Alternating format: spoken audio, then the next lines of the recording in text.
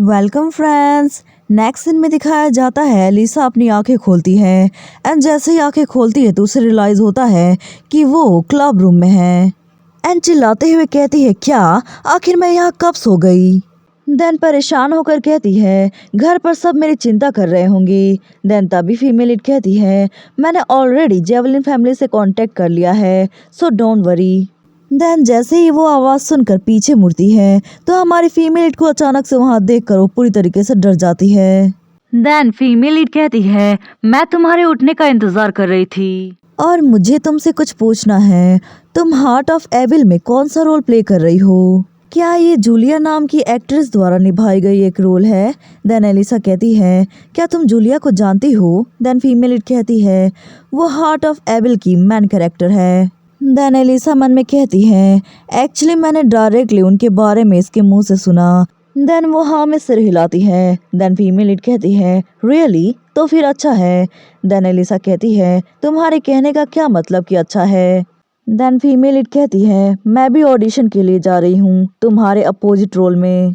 Then Elisa हैरान होकर कहती है, क्या? देन फीमेल लीड कहती है, मैं भी नाटक में रहूंगी तुम्हारे साथ। वेल एलिसा काफी हैरान थी और साथ ही साथ खुश भी थी। देन स्माइल करते हुए कहती है, क्या सच में? देन हमारी फीमेल लीड बताती है, उस दिन से एलिसा और मैंने तुरंत ऑडिशन के लिए अभ्यास करना शुरू कर दिया। देन फीमेल लीड एलिसा से कहती है, तुम काफी तेज सांस ले रही हो, उसे धीमा करो। इस जगह और उस जगह पर तुम्हारी आवाज कट रही है, तुम्हें लंबे समय तक सांस लेने की जरूरत है। तुम्हें अपनी आवाज तेज करने के लिए अपने पेट का यूज करना होगा और लास्ट तक अपनी एक्सप्रेशन बनाए रखो। अगर तुम अपनी कंसंट्रेशन खो देती हो तो ऑडियंस नोटिस करते हैं। देन एलिसा हमारी फीमेल लीड को देखते हुए मन में कहती है, ईमानदारी से कहूँ तो मुझे पहले थोड़ा संदेह हुआ, लेकिन कमीला के साथ प्रैक्टिस करने के बाद मुझे समझ आ गया कि कमीला की जो एक्टिंग है वो वाकई तारीफ करने लायक है। एंड दूसरी तरफ हमारी फीमेल लीड उस स्क्रिप्ट को रीड करते हुए मन में कहती है, ये एक शौकिया स्कूल है, लेकिन जब तक मैं इसमें शामिल हूँ मैं घटिया एक्टिंग बर्दाश्त नहीं करूँगी और हम निश्चित रूप से इसे बेस्ट परफॉर्मेंस बनाएंगी। एंड पूरे जोश में एलिसा से कहती है, जल्दी से पेज नंबर 5 से स्टार्ट करो। देन एलिसा घबराते हुए पेज नंबर 5 निकालती है एंड बताया जाता है, एलिसा को स्पोटा की तरह ट्रेनिंग देने से लाभ हुआ और निश्चित रूप से वो ऑडिशन में पास हो गई।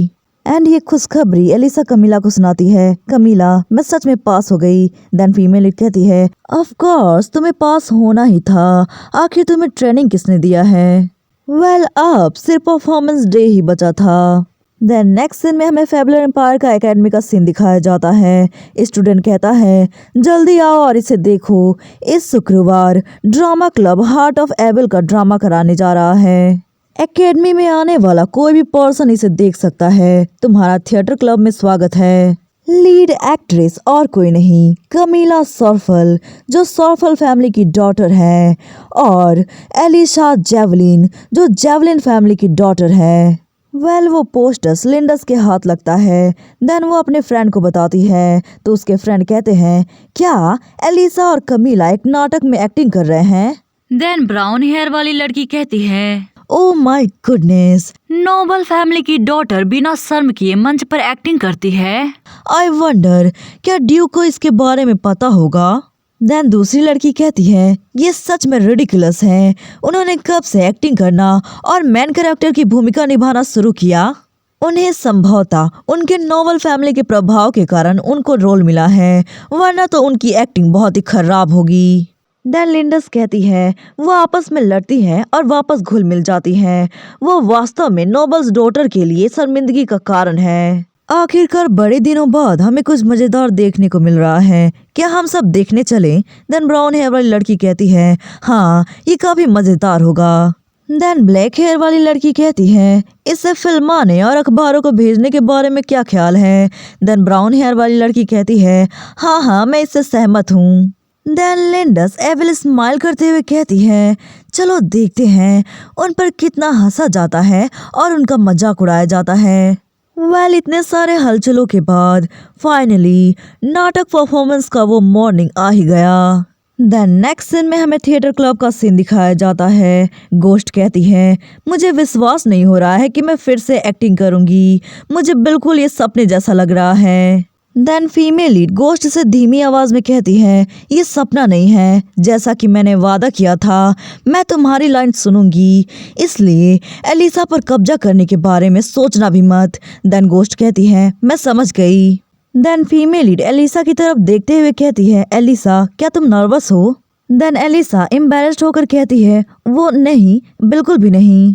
देन फाइनली कहती है, हाँ असल में मैं थोड़ा घबरा रही हूँ।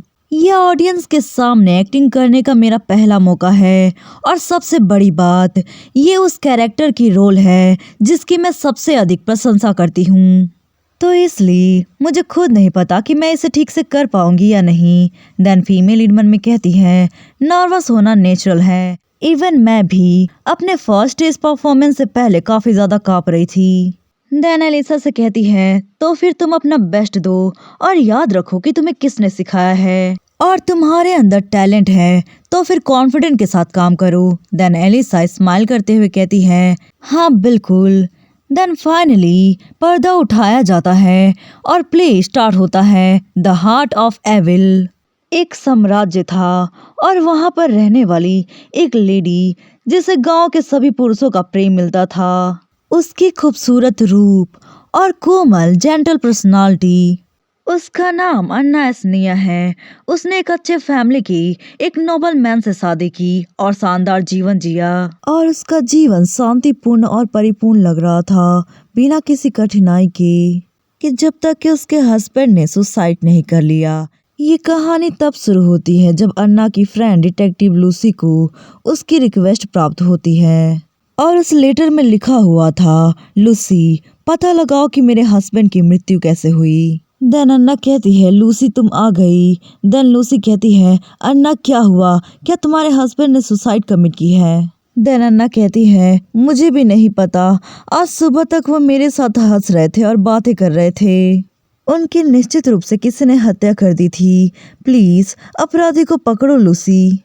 वेल कमीला की एक्टिंग देखकर आर्शन बहुत ज़्यादा इम्प्रेस हो जाता है और दोनों स्टूडेंट आपस में बातें करते हैं। वो कमीला शॉर्फल है ना, वो काफ़ी अच्छा एक्टिंग कर रही है। देन लूसी कहती है, डोंट वरी अन्ना, मैं बहुत जल्द उस पर्सन को ढूंढ लूंगी जिसने तुम्हारे हस्बैंड को मारा था। लूसी अन्ना के गंभीर रिक्वेस्ट को अस्वीकार नहीं कर सकी और घटना की सच्चाई को उजागर करने के लिए जांच करने निकल पड़ी। लेकिन जितना अधिक वो घटना के सुरागों की खोज करती है तो उतना ही उसे एहसास होता है कि अन्ना का हस्बैंड उतना अच्छा पर्सन नहीं था जितना कि वो जाना जाता था, क्योंकि अन्ना का हस्बैंड उसे अब्यूज करता और पीटता था। और यहाँ तक कि ये घटना हाल ही में हुई सीरियल किलर से संबंधित है। देन सभी सुराग एक ही निष्कर्ष पर पहुंचती और लूसी को एक अविश्वसनीय फैक्ट का एहसास होता है, तो वो अन्ना के पास जाती है और कहती है, अन्ना तुमने ऐसा क्यों किया? तुमने मुझसे उस पर्सन को खोजने के लिए कहा जिसने तुम्हारे हस्बैंड को मार डाला। पहले मैंने सोचा कि तुम्हारे हस्बैंड सीरियल किलिंग के अपराधी हो सकते हैं, इसलिए मैंने सोचा कि शायद उसी ने अपनी जान ले ली। देन अन्ना घबराते हुए कहती है, लूसी तुम ये किस बारे में बातें कर रही हो? देन लूसी कहती है, सीरियल किलिंग के दृश्यों से मिले सबूत, हत्या के हथियार, गवाहों की गवाही, सब कुछ तुम्हारे घर की ओर इशारा कर रहा था। लेकिन अन्ना इस घर में रहने वाले सिर्फ तुम्हारे हस्बैंड ही नहीं थे। देन अन्ना कहती है, लूसी क्या तुम मुझ पर शक कर रही हो कि मैं सीरियल किलिंग की अपराधी हूँ? देन लूसी कहती है, लेकिन अन्ना सभी सबूत तुम्हारी ओर इशारा करते हैं। देन अन्ना कहती है, अगर मैं अपराधी हूँ जैसा कि तुम समझती हो तो मैं तुमसे इन्वेस्टिगेट करने के लिए क्यों कहूँगी? देन लूसी कहती है, क्या ऐसा इसलिए नहीं है क्योंकि तुम अन्ना नहीं हो? एंड ये सुनकर अन्ना हैरान रह जाती है। देन कहती है, तुम्हें कैसे पता? हाँ बिल्कुल, मैंने उसे मार दिया, वो मैं ही हूँ जो लोगों को सड़कों पर मारती है, हेलिना। एंड बताया जाता है अत्यधिक उत्पीड़न और हिंसा से अन्ना के अंदर पैदा हुआ एक नया पर्सनालिटी, उसका नाम हेलिना है। देन हेलिना कहती है, अन्ना ये बेवकूफ़ एक्स सिर्फ मूर्खतापूर्ण पीड़ित बनकर रहती है, तो मैं उन एक्स को मार डाली जिन्होंने अन्ना को नज़रअंदाज किया और सताया। तो क्या मैंने कुछ गलत किया?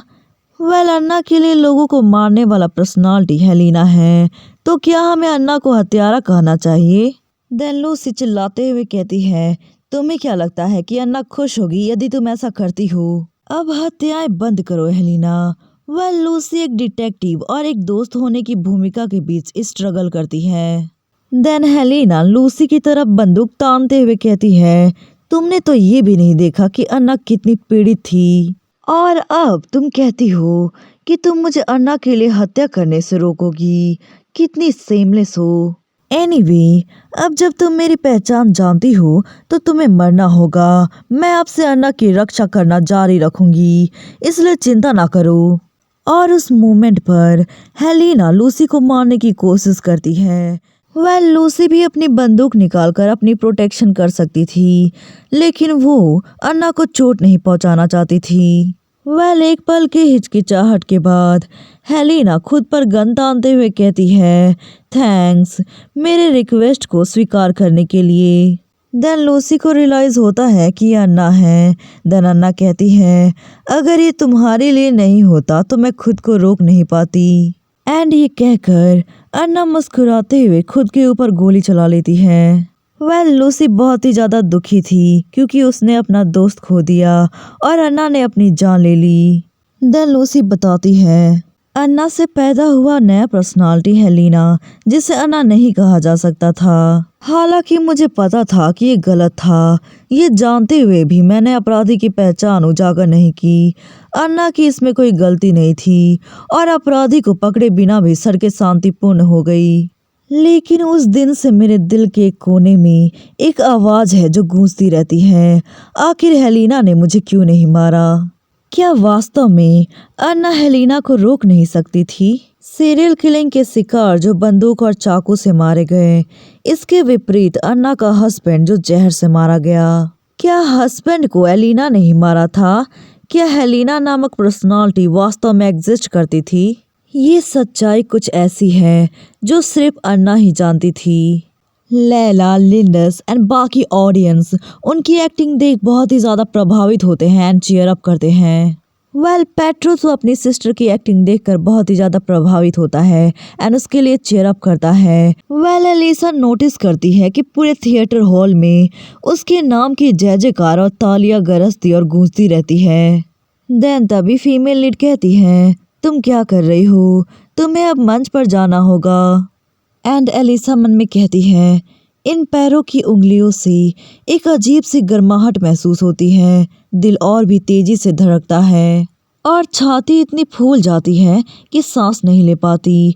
मंच पर आने से पहले जो मुझे महसूस हो रहा था वो भावना इससे बिल्कुल अलग है और एक अजीब सी ट्रेम्बलिंग सेंसेशन मुझे पूरे बॉडी में महसूस होता है।